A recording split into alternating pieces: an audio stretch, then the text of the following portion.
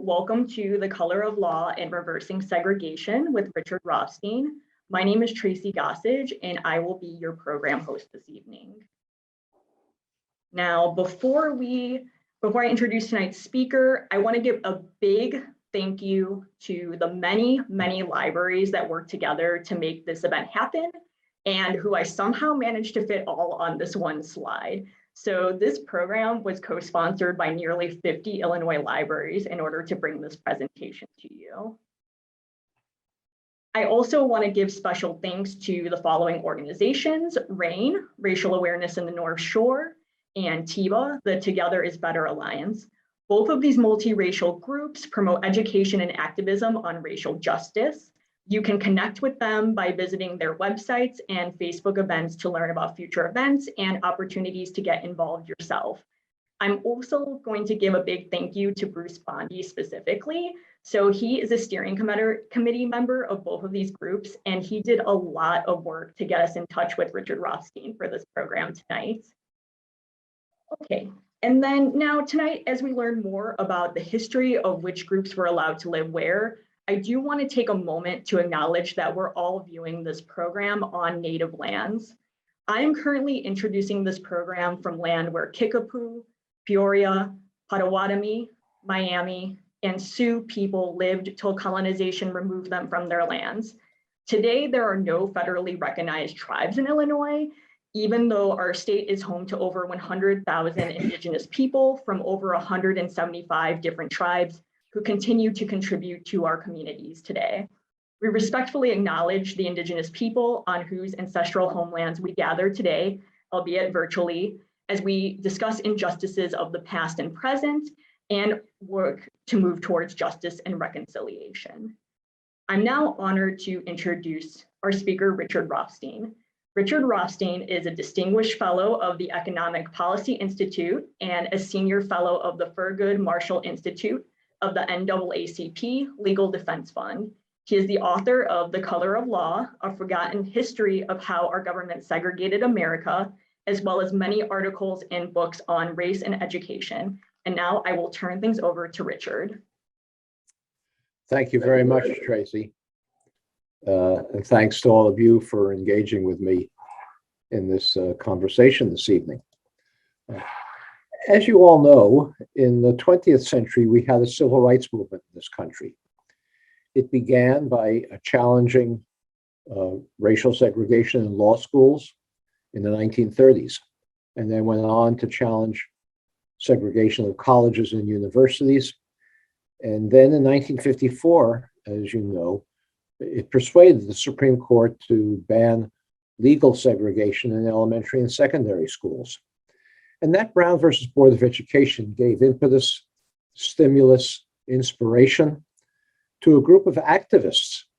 They engaged in marches, in demonstrations, in civil disobedience.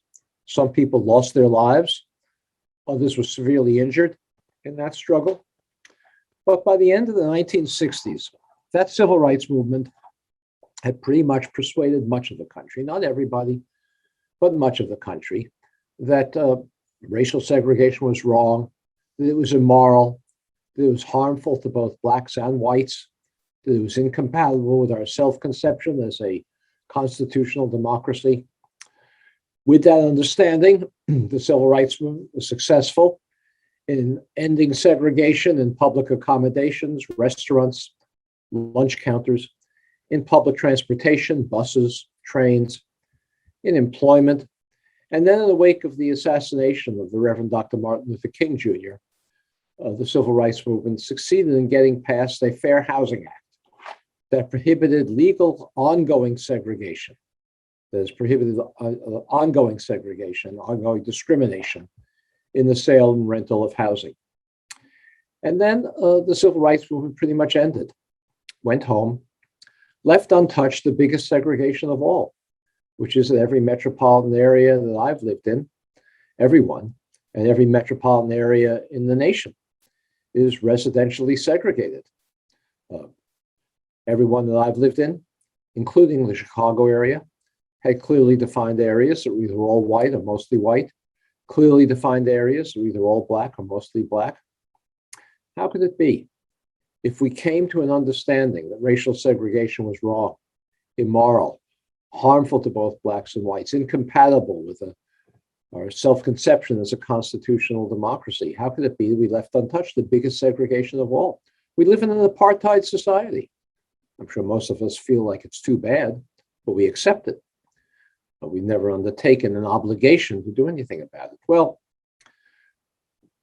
I think the reason that we've left this racial segregation, this residential segregation untouched, it's partly because it's hard to undo.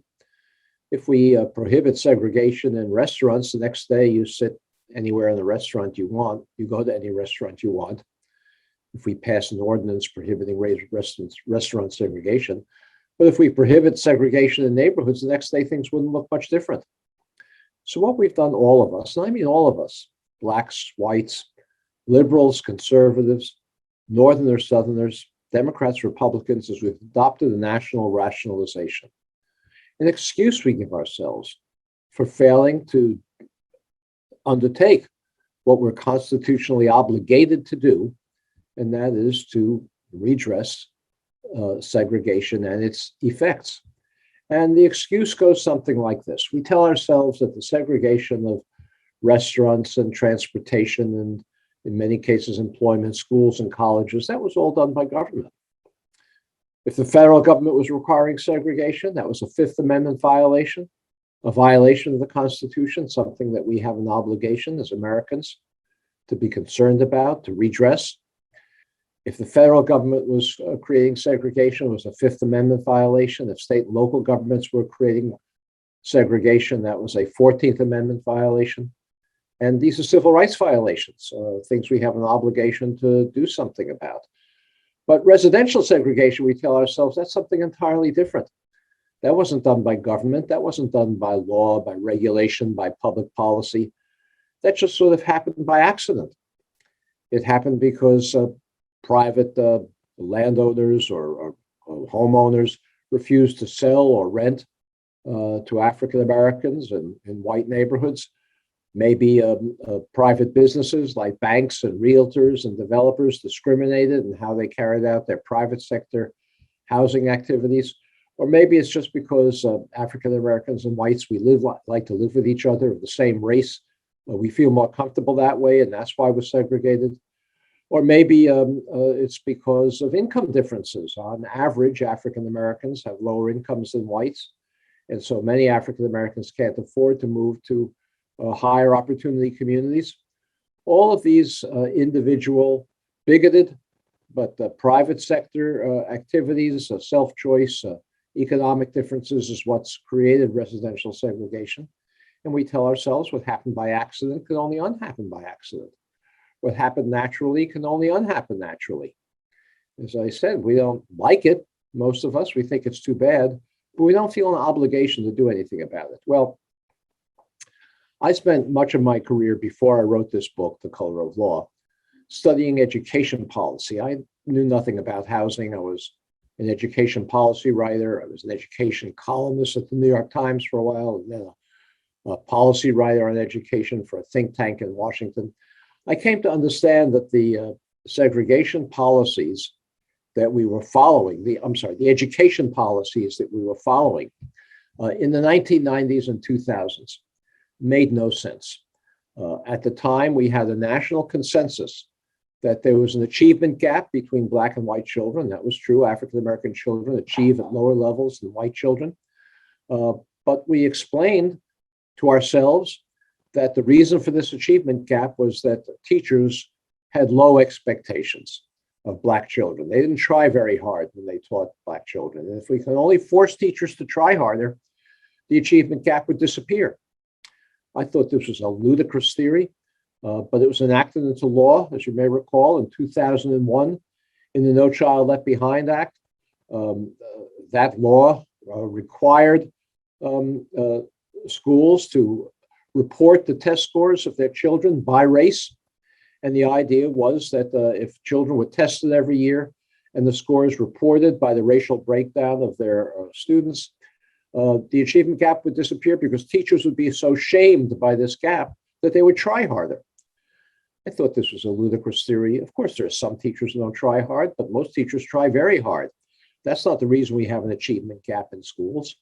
The reason we have an achievement gap is because so many African American children come to school with social and economic disadvantages that impede their ability to take advantage of what even the most hardworking teachers have to offer. We've had this law, the No Child Left Behind law, aimed at shaming teachers, in place now for 20 years. The achievement gap is about the same as it was when the law was adopted. The only thing the law has accomplished is to give schools an incentive to abandon a well-rounded curriculum so that they can drill children more in test-taking skills to try to raise their test scores. Well, the reason, as I say, that we have an achievement gap is not lazy teachers. It's that the social and economic conditions that children come to school with. And I remember writing one column about asthma.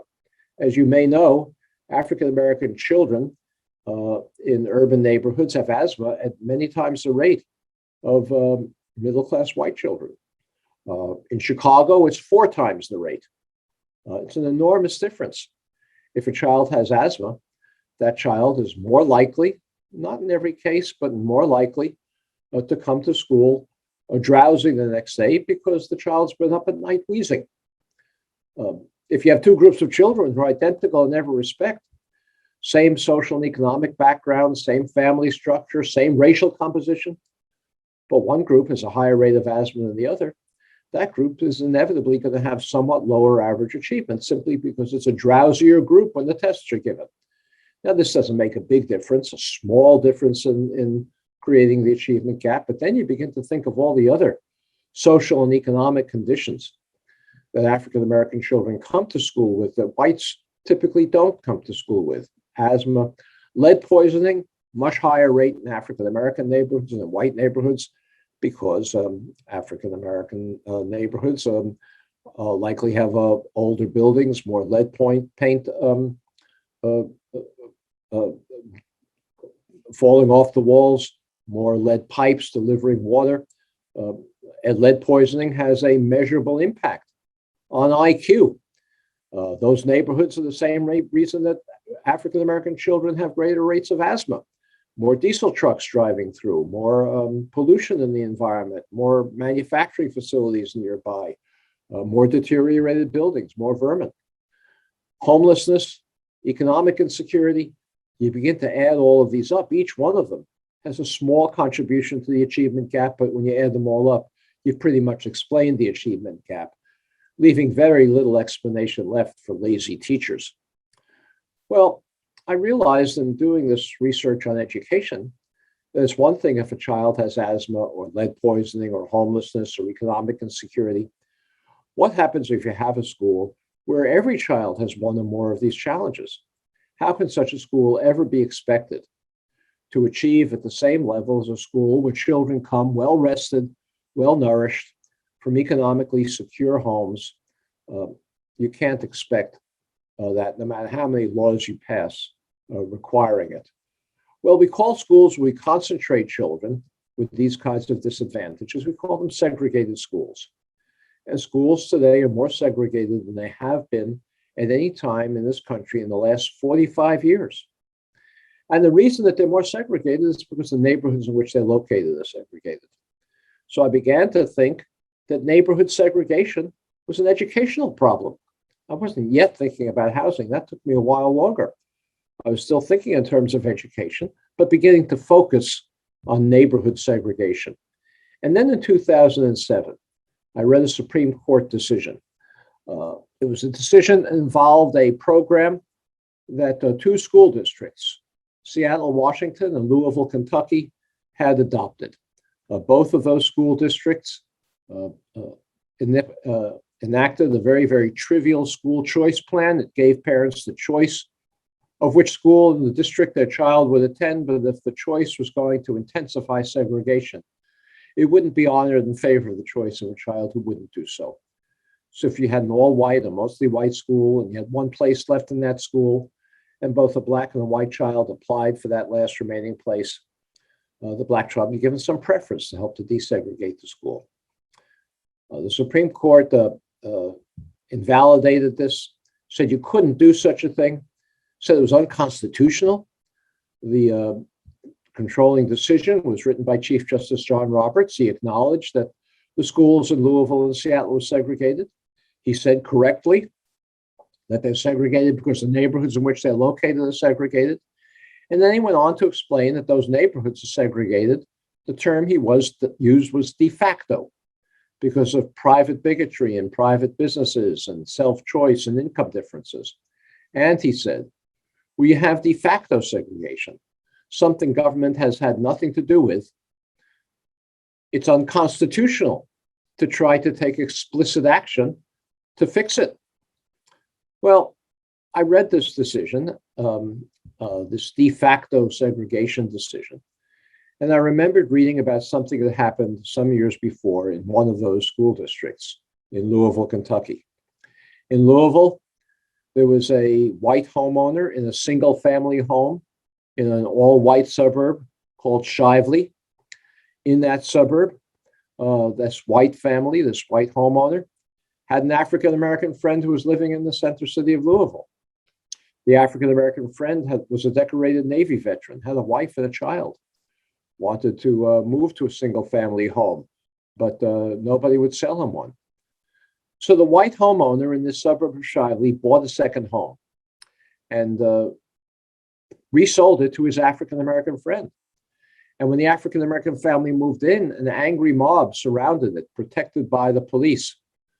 They threw rocks through the windows. They dynamited and firebombed the home. The police made no effort to stop any of this activity. But when the riot was all over, the state of Kentucky arrested, tried, convicted, and jailed with a 15-year sentence the white homeowner for sedition, for selling a home in a white neighborhood to a black family.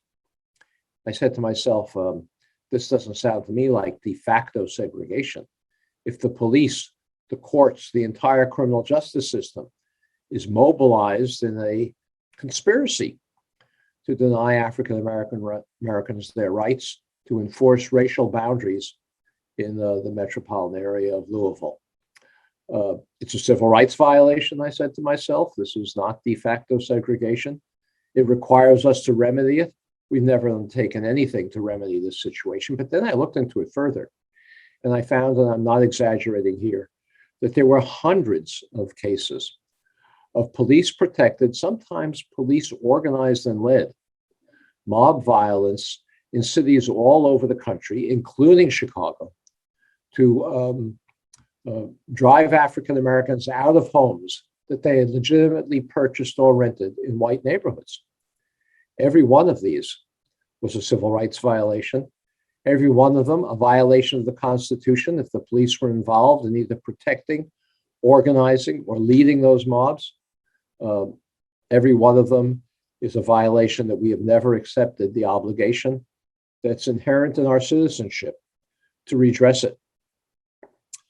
Then I began to look into it further, and I found that it was not just state-sponsored violence that created and maintained the racial boundaries that we have in this country today.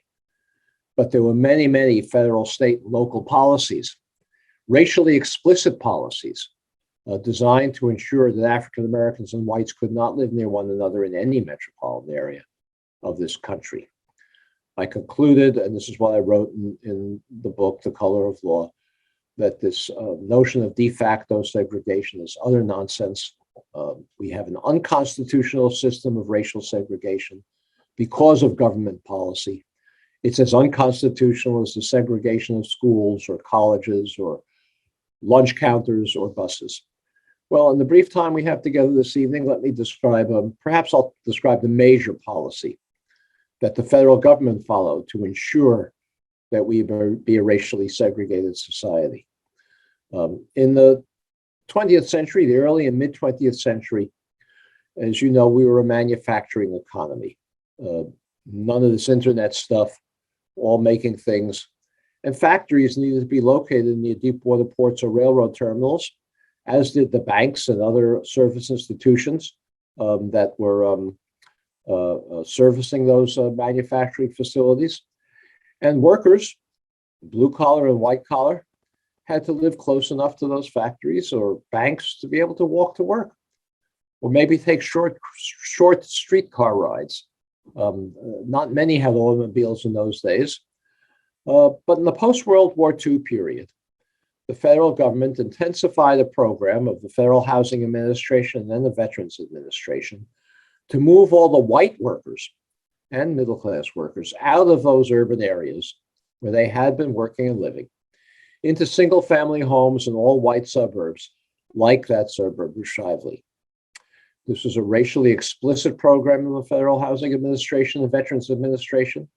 They excluded African Americans explicitly from moving to these suburbs at the time when they were affordable, both to whites and to African Americans. You're familiar with these suburbs that the FHA and VA created. As you know, probably, we weren't a suburban country at that time. The suburbanization, the mass suburbanization took place in the post-World War II period into the 1950s and 60s.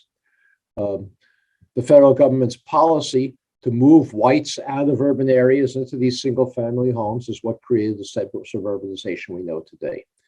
Well, these programs, these subdivisions exist in every metropolitan area. They exist in Chicago. They exist everywhere else. Perhaps the most famous of them is Levittown, east of New York City, 17,000 homes in one place. The builder, William Levitt, could never have assembled the capital to build this giant development. No bank would be crazy enough to lend it to him. They thought this was a crazy idea. We were in a suburban country. They didn't think anybody would want to live in the suburbs. The only way that Levitt or any of the other builders in Chicago or elsewhere could create these subdivisions, in some cases entire suburbs, was by going to the Federal Housing Administration and Veterans Administration, submitting their plans for the project, the architectural design of the homes, the materials they were going to use, the layout of the streets, and a federally required commitment never to sell a home to an African American.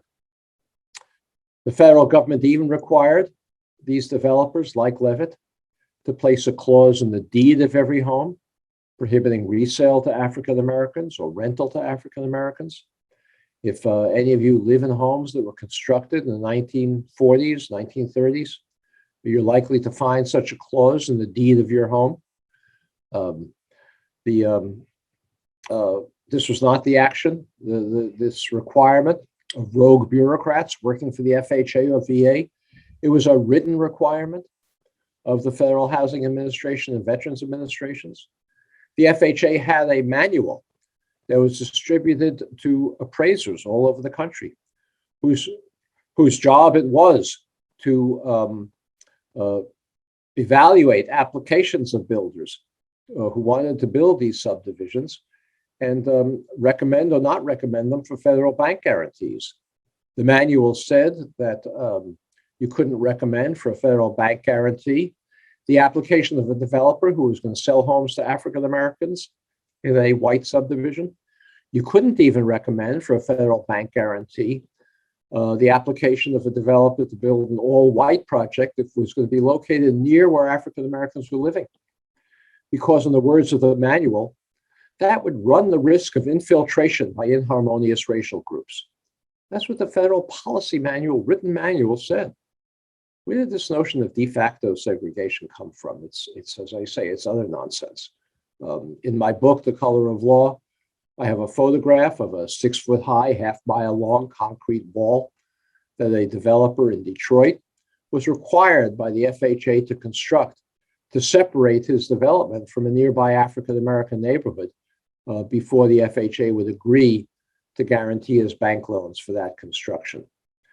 Well, at the time, those homes were inexpensive.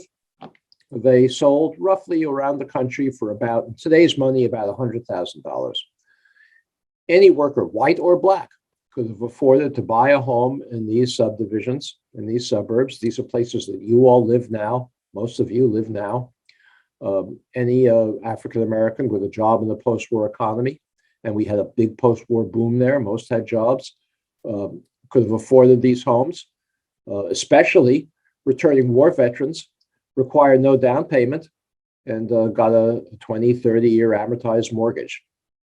Those homes, as you know, available to whites, prohibited to African Americans, now sell not for $100,000, but for much, much more, $200,000, $300,000, $400,000, maybe in some parts of the country, $1 million.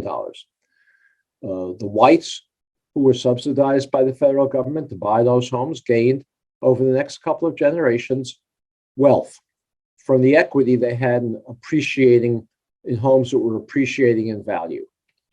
They used that wealth to send their children to college. They used it to perhaps finance emergencies, maybe temporary unemployment or a health emergency. They used it for their retirements.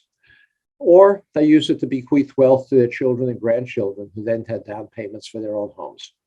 African Americans were prohibited by explicit federal policy from participating in this wealth generating exercise. That wealth, that denial of wealth underlies the most serious social and economic problems that we face in this country today. On average, African American incomes are about 60% of white incomes. There's a whole story behind that income gap. I don't have time for it this evening, but you'd think if family incomes of African Americans averaged about 60% of white family incomes, African American wealth would average about 60% of white wealth. You can save the same amount of money from the same incomes. But in reality, although there's a 60% income ratio, African American households have wealth at 5% of the white wealth. And that enormous disparity between a 60% income ratio and a 5% wealth ratio is entirely attributable to unconstitutional federal housing policy that's never been remedied, that we have never undertaken an obligation to remedy.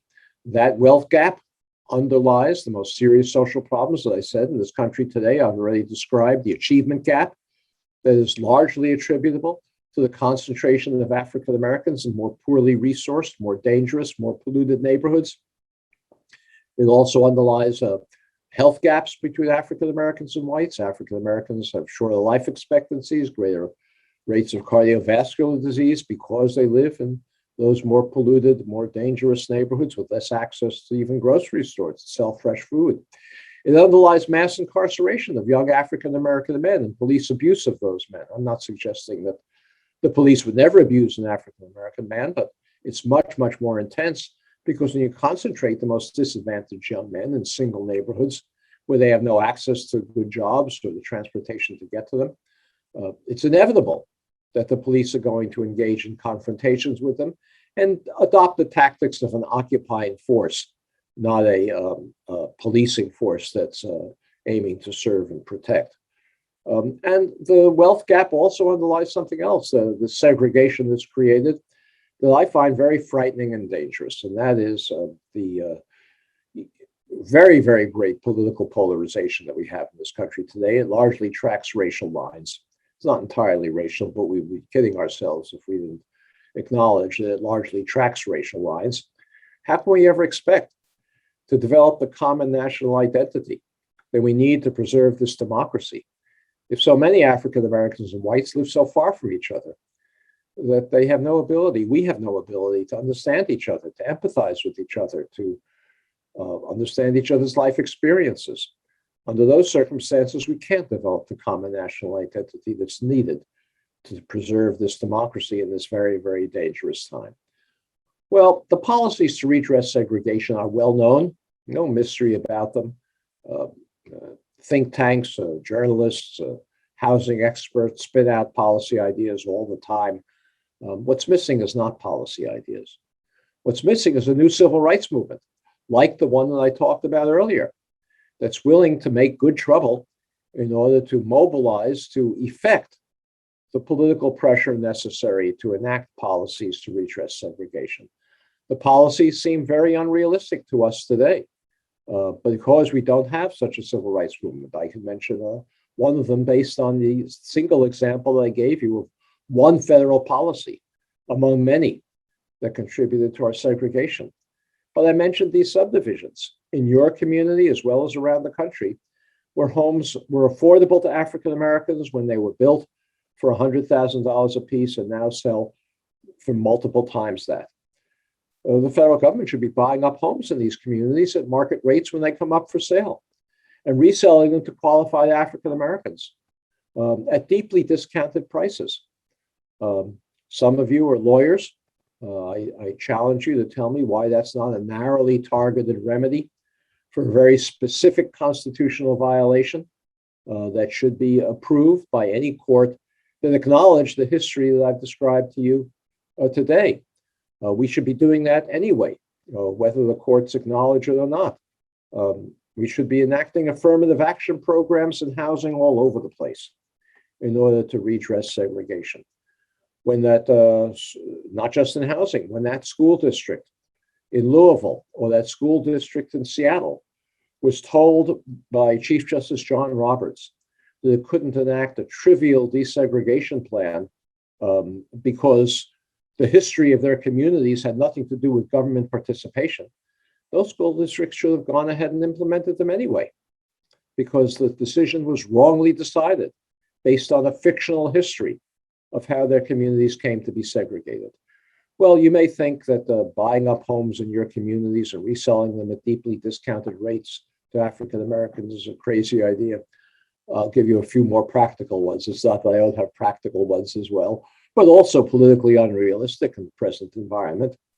As you may know, the biggest program we have for lower income families, not the kind of middle-class families who would be eligible for the kinds of subsidies I was talking about a minute ago, but the only program that we have for low-income families, or significant program, is something called the Low-Income Housing Tax Credit, administered by the Treasury Department, that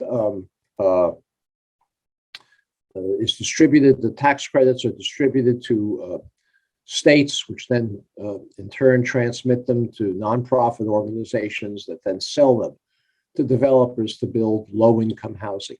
Some of you I know, because I know many of you, some of you I know are engaged in efforts to force the communities in which you live to create affordable housing for lower income families who are disproportionately African American.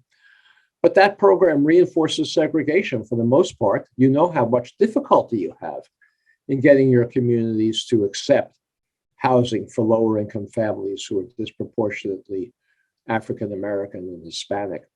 The low income housing tax credit program today reinforces segregation because most of those low income housing tax credit programs, projects, are located in existing low income neighborhoods simply because it's so hard. You know how hard it is.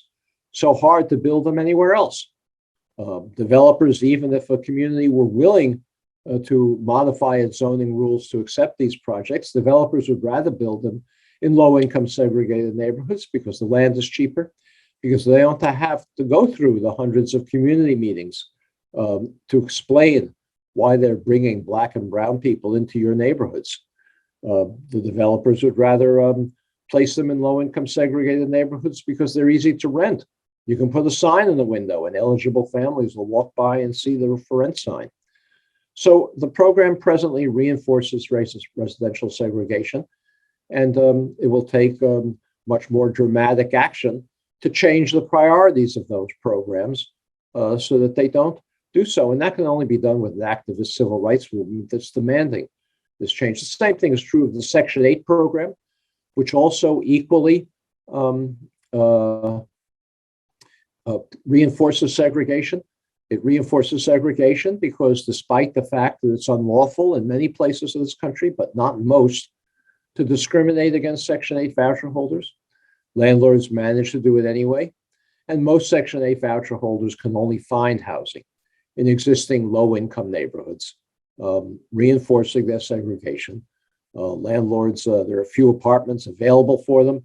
The whole structure of the Section 8 program, this is a somewhat technical detail that I won't go into now, but the whole structure of the program doesn't provide a voucher that's sufficient to rent an apartment in a higher opportunity community, and actually provides a voucher that is more than is needed to rent an apartment in a low-income segregated neighborhood. Landlords in those neighborhoods exploit the program by charging more in rent than the market would otherwise require. This program also needs to be reformed so that it doesn't reinforce segregation. It won't happen unless you and I and all the people we know are engaged in a new civil rights movement. I am working with a group of national civil rights leaders, and they are creating something they call a new movement to redress racial segregation. Their purpose is to hire community organizers to go into communities across the country, even communities like yours, to help create new local civil rights groups. This new movement to redress racial segregation plans to launch its efforts and begin placing its organizers in the new year, sometime January or shortly afterwards. If any of you are interested in signing up to get the notification of this launch, I can make the link available to you so you can do it. The other thing I can do is just to give you an example of another action that can be taken that doesn't require local government. I recently wrote an article in the New York Times about a community. It's actually in California, but the same thing is true anywhere. A segregated community, segregated in the 1940s for whites only. And in this article, I described the name. I named the real estate agency, the bank, and the developer that created that segregated neighborhood in the 1940s. That real estate agency was absorbed by a contemporary agency that exists still in that community today. That bank was absorbed by a contemporary bank that still exists in that community today. And the developer is still operating in that broader community. Those institutions should be pressed to come up with funds to subsidize the movement of African Americans into a community that they themselves segregated. When that bank and that real estate agency absorbed these smaller banks and real estate agencies, they absorbed not only the financial assets and liabilities, but the moral assets of liabilities, assets and liabilities as well. So they have an obligation to do more than just hire a diversity, equity, and inclusion officer, but an obligation to do something meaningful to redress the segregation that they created. And you can do the same kind of research, identify the private institutions that created segregation in your communities and press them for a redress without requiring majority support for public policy. Well, with that, I will stop. I just see a glance of I make the link available in the chat. No, I can't, they used to say about Gerald Ford that he couldn't chew gum and cross the street at the same time. I can't work the chat and do this at the same time. But I can make this available to the organizer of your webinar. And, if Tracy wants to, she can certainly make this available to anybody who's registered. So with that, I want to thank you. And I think I've used up my time, and it's time for questions. Thank you so much, Richard. Now, I know you just touched on this with mobilizing a new civil rights movement, but the most common question by far that we received was, what are some concrete actions that we can take as individuals and community to address these issues? Any other concrete actions that we can take? Well, I mentioned a few just a minute ago. There are local institutions that created segregation in your communities and that now are talking about how much they believe in Black Lives Matter, but not doing much to desegregate them. And a local civil rights group can do something about that. I just I just interviewed for the purposes of this book today. That I'm working on a new book that will describe what we can do about it. I think Tracy may have said that, but so I interviewed the Cook County assessor this afternoon. Now, you may know that the assessment system in Cook County, as well as in every other community in this country, results in a system where African-American neighborhoods, homeowners in African-American neighborhoods, pay more property tax relative to the value of their homes than homeowners in white neighborhoods pay. It's a discriminatory system. African Americans are paying a disproportionately high share of the costs of schools, libraries, fire departments, whatever is supported by property taxes in your communities. The assessor, the Cook County assessor, acknowledges this. He's seen the research. He says we have to do better. We have to implement a more fair assessment system. And, I don't have time now, but I can explain to you, or I can also send you an article in which I have explained it, why the assessment system is discriminatory, without being intended to be discriminatory, but it has a disparate impact on African Americans. But so I asked them, yeah, well, that's fine to do a better job going forward, but what are you going to do about all the African American homeowners who are overtaxed? What kind of recompense are you going to give them? And he had no answer. So that's another sort of thing that the local civil rights movement can address. Now, the other thing is that we ought to be addressing, and I know that these suburban libraries that are attending this webinar today are mostly have white patrons. I imagine there might be some with significant African American populations, but I don't want to imply that most of the work on desegregation has to be done in white communities. A good part of it does. But we also need to improve the resources in Black communities. In Chicago, you all live in communities that, as I said, gained more wealth than those in Chicago. Homeowners in Chicago didn't, tenants in Chicago. It's an unequal system, not that you participated in creating, but you benefited from. Well, one way that the African American neighborhoods in Chicago were impoverished was by something called contract buying. I didn't have time to get into this, but not only did the FHA refuse to insure mortgages for African Americans in white suburban neighborhoods, excluding them from those neighborhoods, but the FHA mostly refused to insure mortgages for African Americans in urban neighborhoods, places like Englewood or Lawndale or other neighborhoods in Chicago. And instead, speculators sold homes to African Americans on an installment plan, in which African Americans gained no equity. And typically the speculators would cancel their contracts towards the end and evict them. And they had spent all these years thinking they were buying a home and gained nothing from it. Well, we can identify the banks that financed that scheme in Chicago. And all of you who live in communities that have more political power, perhaps, than the communities in Chicago, ought to be engaged in discussions to begin with those banks that in the 20th century exploited African Americans with this contract buying system. So that, I could go on and on. As I say, I'm writing a whole book about the things we can do, things you can do. The fundamental point I want to make, though, is that fantasizing about the ideas that the federal government, things that the federal government can do, is not the way forward. Each of us has an obligation to begin to take the small steps in our local communities to be able to make a difference. Thank you. Our next question comes from a 6th grade teacher.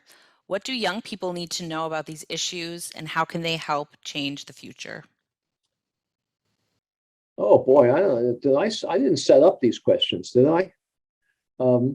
We have created a curriculum that teachers can use to teach this history accurately. As you may know, if you've read The Color of Law, I devoted a section in the book to the fact that textbooks lie about this history. They promote the notion of de facto segregation. They deny that the government had any role in creating the segregation of neighborhoods. And let me say that this is not, my views are not in dispute. I'm not a professional historian, but this book has been out for 4 years and no professional historian has challenged the facts that I tell. It's just a factual story. It's not I don't, in the past book, I don't express any opinions. That'll be for the next book about what we do about it. But we have developed a curriculum. It's free. And again, I can make that the link to that curriculum available after this webinar, and perhaps it can be distributed and the teachers can use it. It does require for teachers to get all the materials. It requires them to register to receive them, but it is free for any teacher who wants to use them. Thank you. So like you said, your book was published back in 2017. What do you see as the most significant developments, positive and or negative, since then? Well, I don't think my book had anything to do with it. The policeman in Minneapolis had much more to do with it than I did. Um, but the murder of George Floyd has galvanized a national awareness of racial inequality. My book has contributed to it. Other books have as well. Some coming out several years before mine. The New Jim Crow by Michelle Alexander, for example. The work of Brian Stevenson with his Montgomery Museum, and one of my favorite groups is represented in this webinar today, a group of Montgomery travelers who went together in a biracial group to visit that museum. So we have a racial awareness of racial inequality today that's unprecedented in American history, unprecedented. And what's missing is taking the next step. There's the Black Lives Matter demonstrations, for the most part, did not evolve into local organizations that created the kinds of civil rights activism that I've been describing. So we've made a giant step forward. There's awareness now that did not exist for the most part when my book was published. But that awareness has to lead to action, not just feeling good, not just feeling righteous, not just taking symbolic action, but taking real action to redress segregation. Thank you. What metrics should we be observing in the future to measure progress? Is integration only defined by literal proximity? Well, no, as I said before, redressing segregation is not only about desegregating white neighborhoods, it's also about improving the resources in existing segregated Black neighborhoods, such as that program I described about remedying the contract buying system through which so many African American families were impoverished. That's a way of improving the resources in those communities. I think that redressing segregation has four chief elements. One is improving the resources in low-income segregated neighborhoods. The lack of resources there is an effect of segregation. And if you want to redress segregation, you've got to deal with that lack of resources.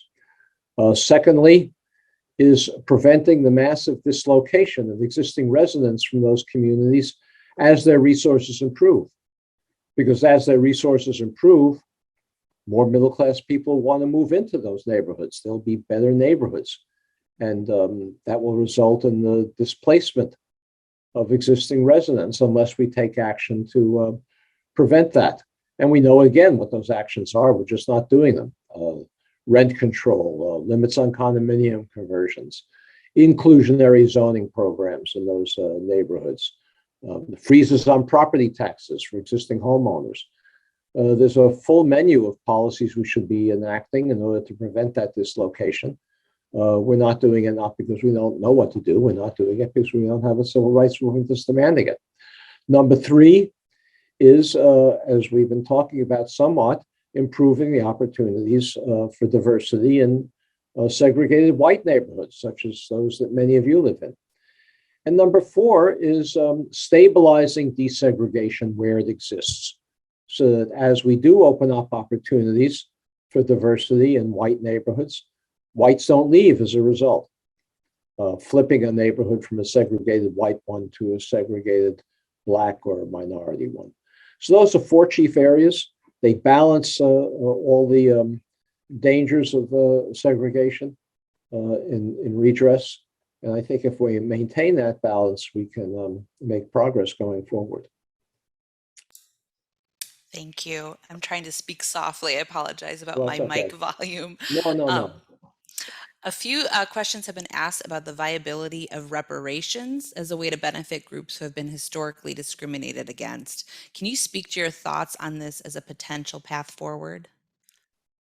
Well, I don't use the term reparations. I don't object to people who do, but the reason I don't use the term is I think most people misunderstand it, and I'm not interested in using terms that people misunderstand, even if you, I'd rather explain the substance of things rather than go into definitions with them. Most people think of reparations as a single monetary payment to the current generation of African Americans, to the descendants of slavery, to the victims of Jim Crow, a single monetary payment. Even if the federal government were ever to make such a payment, and I doubt that it ever would, it would be such a token amount that it wouldn't do much to affect the desperate inequality that we've created in this country. Fixing that is going to be a multi-generational challenge. But if we did make a token payment of that sort, people would say, okay, we've now solved that problem, let's move on, and be more resistant to undertaking the kinds of policies that we need to undertake. I've referred to the policies as remedies, and there are many of them. It's not a single payment. Subsidies are part of it. I mentioned before one form of subsidy payment that's necessary in order to redress segregation, and that is a subsidy to enable African Americans to purchase homes at prices that are more reasonable, homes that they could have afforded when they were excluded. So I'm in favor of subsidies, but there are many, many policies. Some of them are costless, don't cost anything. Doesn't cost anything, for example, to reform the low-income housing tax credit program or the Section 8 voucher program. Those are remedies that are necessary and that are relatively costless. So we need a combination of expensive and inexpensive programs. All of them are remedies to redress segregation. And so I prefer to talk about remedies than reparations. But if you want to call all of these things reparations, you can. I just think you ought to be aware that most people in the country aren't going to understand what you're talking about. They're going to misunderstand what you're talking about. Thank you. Can you describe how white people's lives are also negatively affected by residential segregation? Sure. I did mention one, and that is the very dangerous political polarization that we have in this country that affects both whites and African Americans as a result of segregation. But it's no secret, I think you all know, that as an industrialized country, we have a less adequate safety net. We have less adequate transportation, public transportation.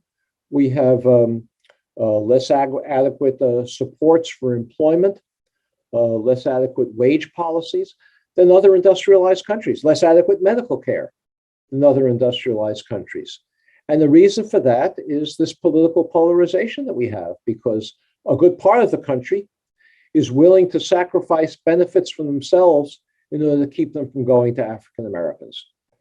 So we have entirely inadequate social safety net, inadequate infrastructure, inadequate healthcare, compared to other industrialized countries. We're the richest country in the world. And yet we have less adequate resources in all of these aspects than comparable countries. And the reason is our racial segregation. Thank you.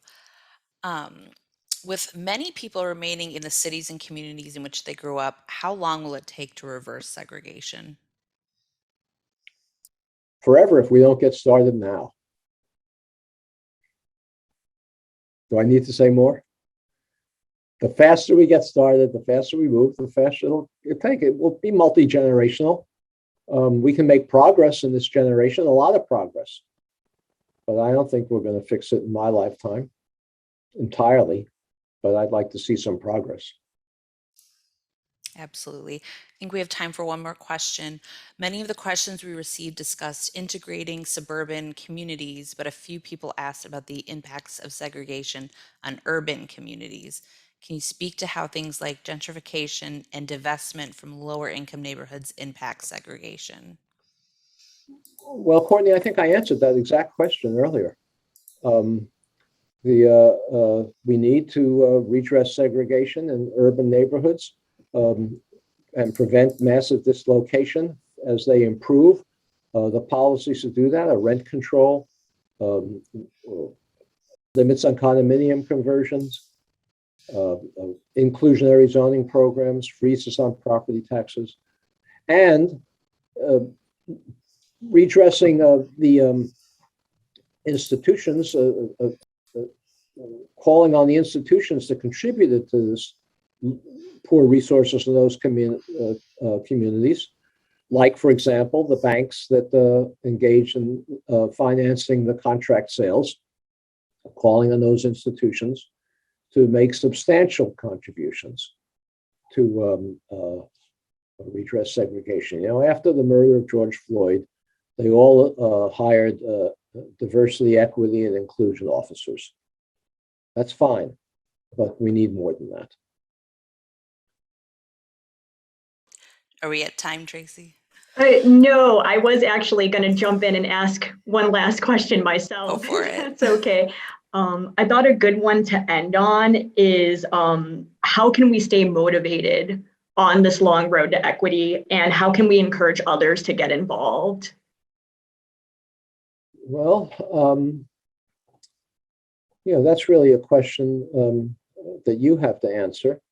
I think if you engage with each other in local groups, the biracial groups in particular, and that may require traveling to other communities to create multiracial groups.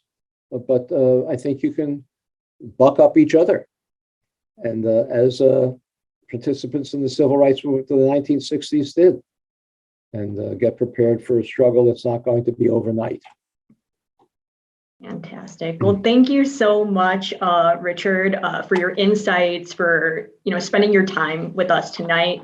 And I also want to give a big thank you to Courtney for doing the moderation. So, and thank you to everyone who came to learn, for the questions that you gave us when you registered. So just as a heads up, because I did get a lot of questions on this, we will be sending out a recording to this program. Give us 2 days just to make sure we can edit it and get it looking really nice for you. And we'll also share some of the resources Richard mentioned.